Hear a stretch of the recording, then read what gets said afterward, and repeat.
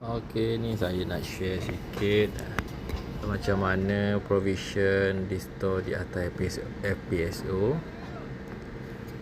Kita akan ambil barang daripada kontena warna hijau tu, pakat ramai-ramai, ambil barang makan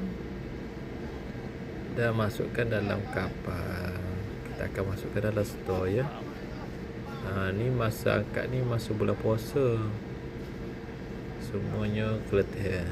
Ni air mineral yang kita ambil daripada darat melalui kontena.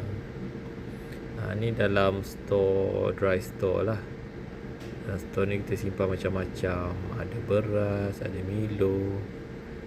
Ni pula cold room, orang panggil, ada freezer. Ada freezer, ada chiller. Chiller tu untuk untuk sayur-sayur. Ni freezer ni beku. Temperature dalam ni boleh sampai ke minus 20 untuk hari yang baik dengan mesin yang baik, yang okey lah. Tu bilik meat dah. Ni bilik vegetable, sayur-sayuran. Mari kita tengok apa yang ada dalam ni. Ya, dalam ni ada sayur lah, ada sayur, ada buah, ada juga butter, cheese. Cheese sedap ni.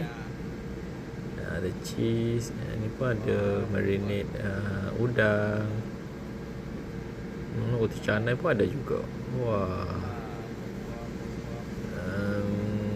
Itu saja. Inilah yang menyejukkan bilik ni. Bilik vegetable.